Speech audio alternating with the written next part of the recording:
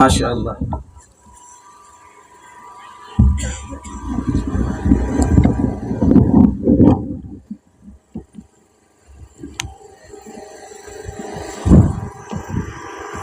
یہی ہو یا شیخ المحدثین حضرت استاد حضرت شیخ حسین جان محمد صاحب اطال اللہ تعالی عمرہ و ادام ذلہ علینا تمہاری سامو وعد فرمائے رہا ہویا اسانے آخری مہمان خطیب اسلام خطیب سندھ حضرت مولانا سائن صبت اللہ جوگی صاحب دن تشریف فرمائن ماں حضرت سائن جے خطاب کا پہری اسانے جمعیت علماء اسلام ضلع حیدرآباد جے امیر قائد حیدرآباد ترجمان جمعیت حضرت مولانا سائن تاج محمد نائم صاحب یہ خدمت میں عرض کیا تو سائن جن مائک دے تشریف فرماتن آوان سا مخاطب تھن انشاءاللہ سائن جن جے بیان کا بعد میں حضرت جوگی صاحب جو بیان تھی دو ان کا بعد میں سمور جماعت الایمانی جو انتظام ہے.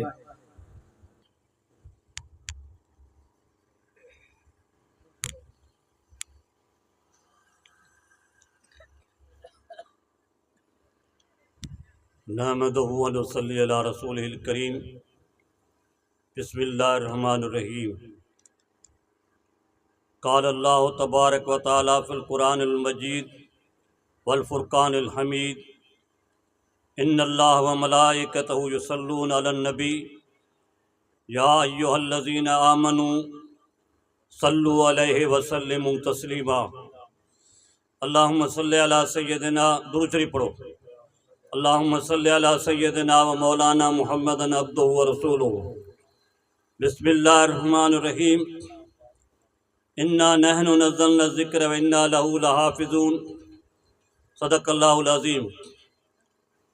انتہائی قابل احترام استاد العلماء شیخ الحدیث مولانا جانون صاحب، قابل احترام مولانا سبت اللہ جوگی صاحب، سائن شبیر احمد جمالی صاحب، اعظم جہانگیر صاحب اے بیا معزز اسٹیج تے ویٹھل علماء اکرام اے معزز دوستو، سب کا پہری میں مولانا قمر کورائی کے مبارکباد دیندس اے ان سان گڈ نشورا گوٹھ جے پوری برادری کے مبارکباد دیندس جن ہن جنگل میں ایکڑے عالم دین کے ویاریو تکبیر جو نعرہ اللہ اکبر جو نعرہ بلند چل گئے اللہ اکبر پانی بیداری جو ثبوت جو اللہ اکبر آئی پیغام جو اساں ستل آئیوں اساں بیدار آئیوں کتھے بھی کہیں بھی یہ ہے نا مولی صاحب جی محنت آ، لیکن مولی صاحب جی محنت ساں گڈ گڈ پاڑے وارن جی بھی محنت آ. ہن گوٹھ میں ماں پرانو ایندو آیاں وڈیرو انور صاحب سان مجھے سٹھی دوستی آ. جڈے پیندو آیاں تے ہن جی خوش اخلاقی، ہن جی ملن ساری، ہن جی سادگی مجھے ڈاڈی وणندی آ.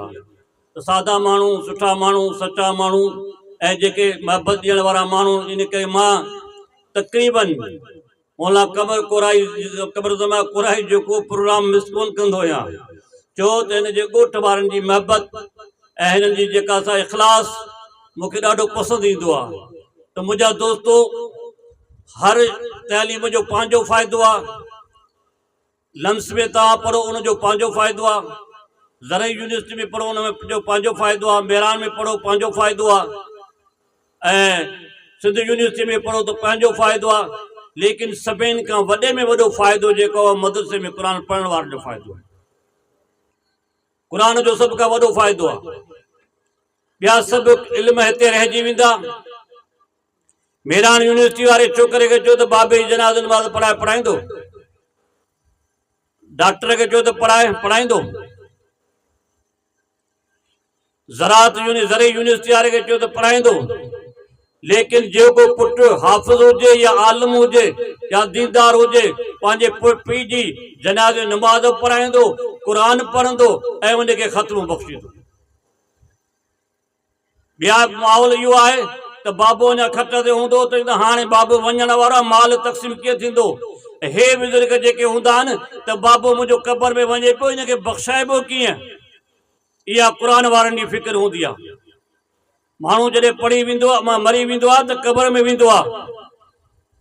क़ब्र में को अमल माण्हू न कंदो आहे पोइ पोयनि जो आसरो हूंदो त क़ुर पढ़ी बख़्शींदा, पर जेकॾहिं क़ुर पढ़ियलु हूंदो त बख़्शींदो न, पढ़ियलु न हूंदो त छा बख़्शींदो। त मुंहिंजा दोस्तो, ख़ाली क़ुर पढ़ण बख़्शण जो फ़ाइदो पंहिंजी जॻह ते, घर में क़ुर पढ़ण जो फ़ाइदो पंहिंजी जॻह ते। घर में रहमत वसे थी, घर में नूर थिए थो।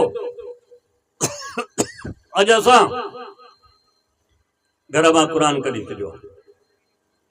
असां ॾे ख़बर साईं वॾी टीवी वेठी आहे, वॾी साइज़ वारी, वॾी फुल साइज़ वारी। अच्छा, केॾी साइज़ वारी? वॾी जेका साइज़ वारी, जेका लख ॾेढ 2 लख 5 लख ताईं हिकिड़ी टीवी मूं ॾिठी, चयोसीं असां 50 लख में वठी आया आहियूं। इहे टीवी वठी असां घर में रखियूं, वॾियूं गाॾियूं वठी रखियूंसीं, वॾा फ्रिज वठी रखियासीं, हर कमरे में एयर कंडीशन लॻायोसीं, बाथरूम में टाइल्स मार्बल लॻायासीं। लेकिन उन दोस्त खां पुछ, यार ही तो सब कुछ कहे, पर ॾे ख़बर घर में क़ुर अथई? त जवाब ॾिनो त क़ुर त घर में कोन्हे। इहो घर वैरान आहे, इहे सामान सभु हिते पिया हूंदा, हमरा ख़ाली हथ खणी वञी दफ़न करे ईंदुसि। त क़ुर उहो आहे जो क़ब्र में बि इंसान सां गॾु हूंदो, क़ुर उहो आहे जेको महशर में बि इंसान सां गॾु हूंदो, क़ुर उहो आहे जेको जन्नत में इंसान खे वठी वेंदो।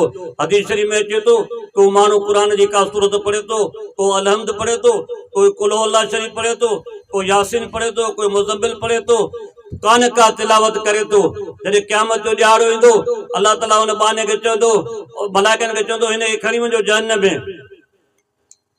क़ुर अर्ज़ु कंदो, अल्लाह साईं ही त मूंखे पढ़ंदो हो, हिनखे जहन्नम में न मोकिल।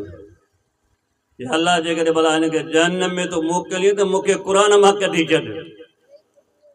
अल्लाह चवंदो, न तोखे क़ुर मां कोन थो कढां, हिनखे मां जन्नत में थो मोकिलियां। अहिड़े दोस्त सां वफ़ादारी करियो जेको जहिड़ो अल्लाह सां हुज्जत करे पाण खे जन्नत में वठी वञे।